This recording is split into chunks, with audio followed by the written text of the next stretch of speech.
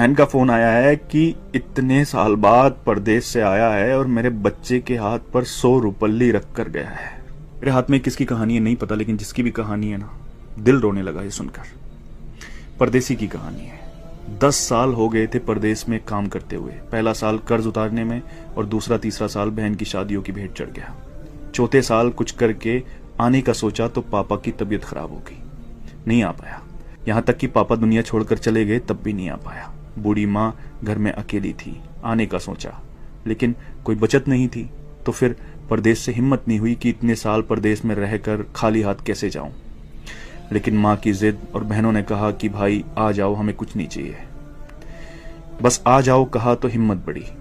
कुछ उधार लिया, कुछ पास था जिससे टिकट करवाया और वापस ये सोचकर आ गया कि अब कोई बड़ी जिम्मेदारी तो है नहीं, यहीं पे कुछ कर लेंगे।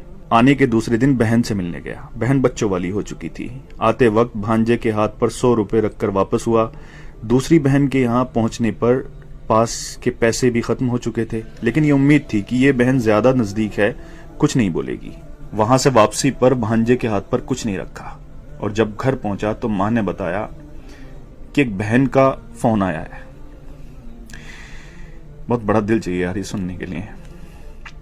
एक बहन का फोन आया है कि इतने साल बाद परदेश से आया है और मेरे बच्चे के हाथ पर 100 रुपल्ली रख कर गया है।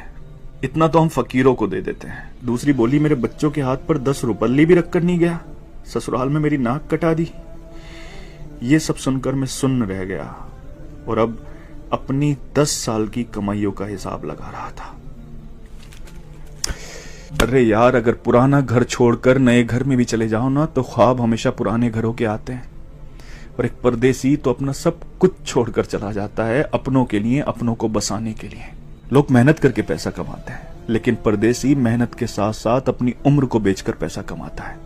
किसी खुशियों में नहीं आ पाता, किसी की मैयत में नहीं आ पाता। सच पूछो तो हमारे सीने में दिल किस तरफ है ना, ये एक परदेसी ही बता सकता है। क्योंकि जब वो अपनों को छोड़कर जाता है ना तो सीने में वही तकलीफ होती है जहां दिल होता है। जुल्म नहीं करते अपने लोग ये कहकर कि तुमने परदेश में रहकर हमारे लिए किया ही क्या है।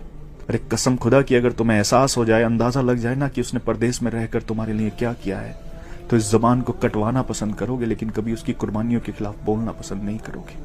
सच कहते हैं जिसका दर्द होता है उसकी तकलीफ को सिर्फ वही समझता है। परदेसी का दर्द सिर्फ वही समझ सकता है जिसने अपनों के लिए अपना घर छोड़ा हो।